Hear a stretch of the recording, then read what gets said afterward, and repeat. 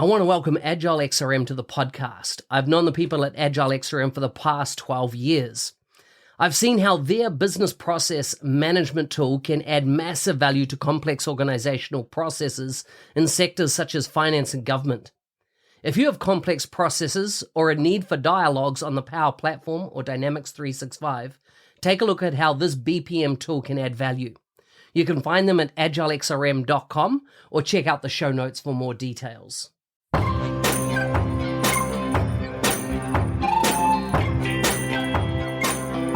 Welcome to the MVP Show. My intention is that you listen to the stories of these MVP guests and are inspired to become an MVP and bring value to the world through your skills. If you have not checked it out already, I do a YouTube series called How to Become an MVP. The link is in the show notes. With that, let's get on with the show. Today's guest is from Houston, Texas in the United States. He works for Ernst & Young as a senior manager. He was first awarded his MVP in 2020. He is the leader of the Houston Power Platform user group and the Power Automate community superstar. He loves traveling, exploring new places, and meeting people from different cultures. You can find all the links to his bio, LinkedIn, blog, those type of things in the show notes. Welcome to the show, Deepak. Thank you, Mark, and thank you for having me here. And you introduced me much more better than I can introduce myself. Oh, that's so good. That's so good. How do you love living in Houston? So I came US back in 2011. So I live in multiple places. I live in Chicago, then I moved to LA, and then temporarily I live in Tampa, and then I moved to Houston around, I think, 2013 or 2014. So is this your favorite city of all the ones you've lived in? I don't want to hurt anyone in Texas, but no, I still love Chicago better than any place. Maybe that's the place I've been first time. Or I like colder weather. Yeah, and from memory, I mean, I haven't been to Houston for probably over 10 years now, but there's a whole underground network, isn't there, that joins the city? You can tunnels underground. Oh, yes. Yeah, so I always say that Houston is the right place to live because you can live here. You don't need to spend a lot of money, so you can save. That's good thing. And then you can travel different places. Like, for example, if I live in New York, then I may not be saving much money because I'm already spending. The living cost is much higher. So Houston is a good place for family, raise your family, live here, raise your kid. Good education, good food. I love food here, different culture food you can get in Houston. Very nice. So, yeah. Excellent. So tell me a bit about what you do when you're not working. What do you do for fun, entertainment, hobbies, that type of thing when you are not doing, Power Platform related stuff? Yes. So after my work, or you can say Power Platform or technology, my next love, or maybe my first love, is cricket. So I play cricket. Yeah, that means I couldn't play professional cricket, but I like a lot. So I still play cricket here in Houston. I'm part of. Do you come from India? Yes.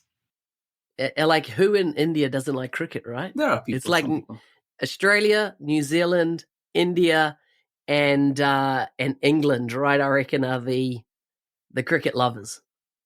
West Indies, they're into it big time. You can see the cricket ball. Yeah. So that's what I do. I play, and if I'm not playing, then generally I try to. Means I watch some TV. I like those history, the history channels where they talk about what happened in the past. So I like those kind of stuff.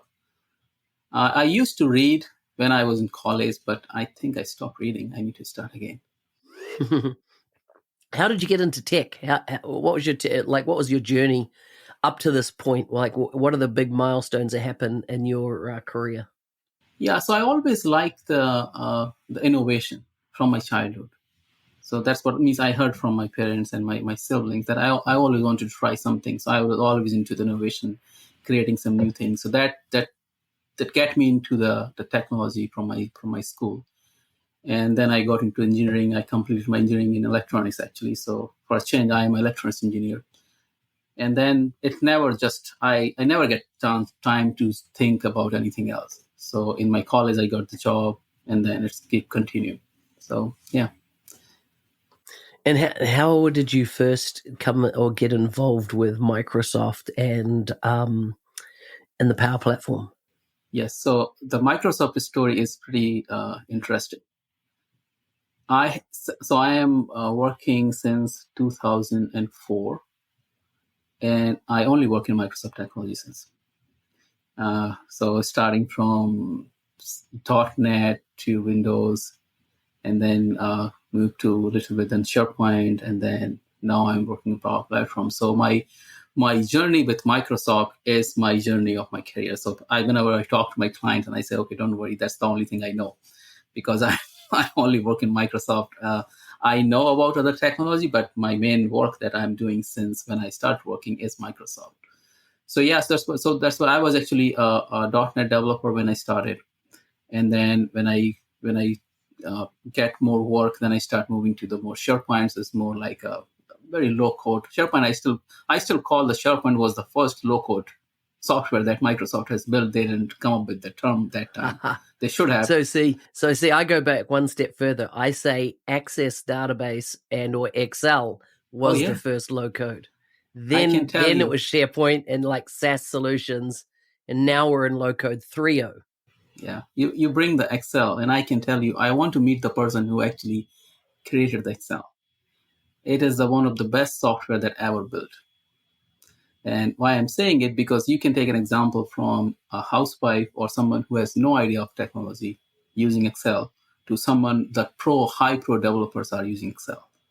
It means nobody can build a software that can have that span of audience too. So yeah, right. Yeah, interesting, very interesting. Interesting journey. So tell us about what's your life like now? Like what are the things that you're focusing on? What interests you the most in the Power Platform Dynamics ecosystem that's out there? What's your focus? Yeah, so right now so I have two different paths that going on right now. One is my job. So that is more concentrated on Microsoft as a suite. So I actually work across Microsoft. So not only just Power Platform, but across Azure and all of that.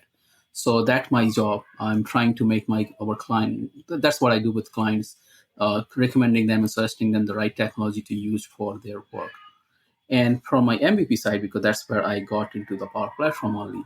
That's where I work with. I created the videos and all of that. So yeah, so for the Power Platform, yes, I have a YouTube channel that I started last year. So I created the videos on Power Platform and trying to give as much as I can to our audience. Yeah. So that's interesting. So YouTube, I'm finding a lot of MVPs now getting heavily into YouTube.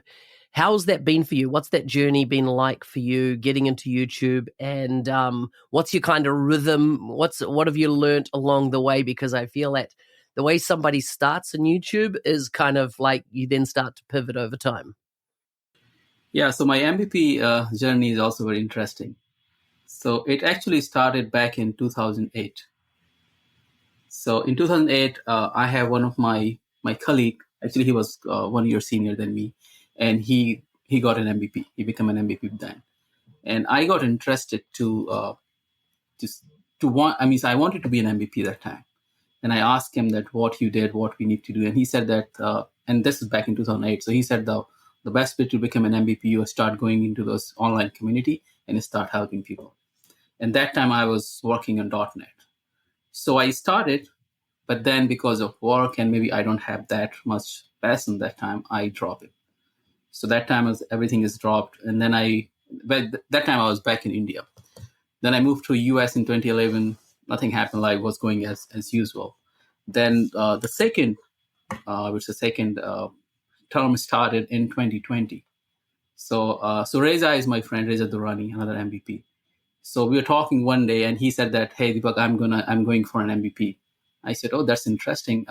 Go ahead and let me know how you get that complete journey." So he went through the process, and then he told me that, "Okay, this is what I did.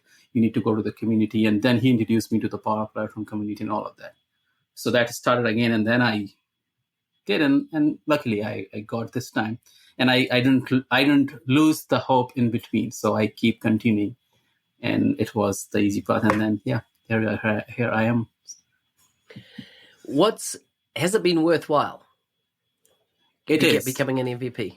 It Why? is. It is. It is. And it is actually when I think the first time when I think thought of becoming an MVP in 2008, it's still that's true because I can see the difference. It's not only just that I get a tag on MVP, so I can tell people that I'm an MVP, but it actually create a trust also. Plus, I get a lot of opportunity and some sort of responsibility of, like, for example, if I'm an MVP, there is a reason that you become an MVP out of, there are so many people, right? So not only just that Microsoft giving you a tag for being an MVP, it's also become a responsibility from my side that, okay, I need to make sure that when people think that they are talking to an MVP, they get that result. So I need to keep myself up to date with the technology. I need to make sure that I have the right understanding of technology. Otherwise, it's just a tag for me, and that's not going to be helpful. Plus, giving back to the community. So if this is for actually anyone, if you are already doing something like that, like if you are already participating in the community, if you're helping people in the technical term, go ahead and get the tag also. That will actually give you some motivation and give you an extra set of responsibility so you can be more focused. That's what I think. Yeah, it's good.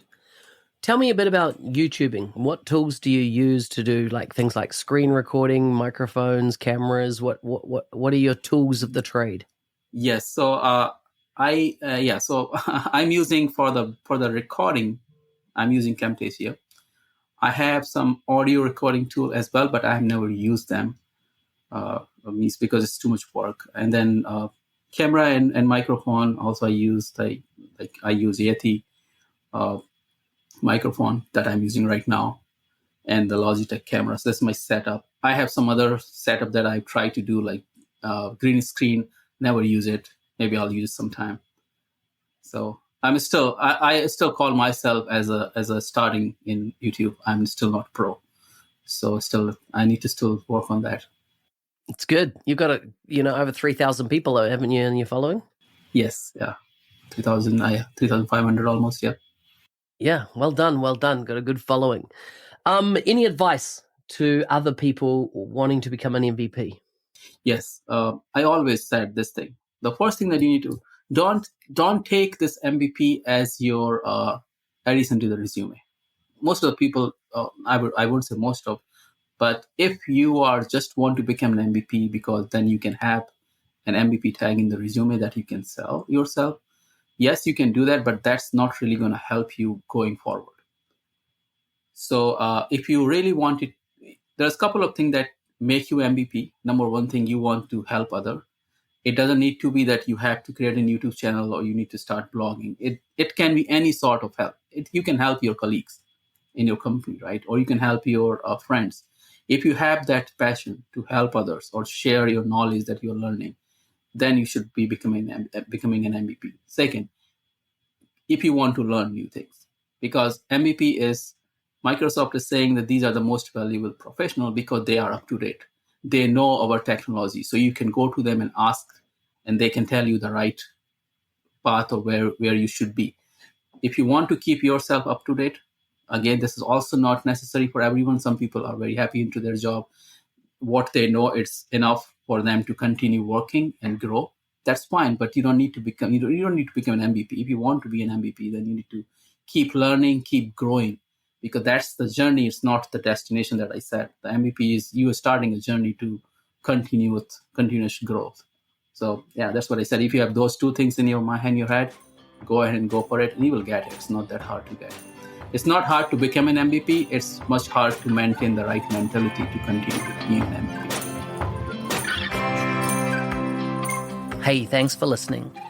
I'm your host, Business Application MVP Mark Smith, otherwise known as the NZ365 Guy. If you like the show and want to be a supporter, check out buymeacoffee.com/NZ365 Guy. Thanks again, and see you next time.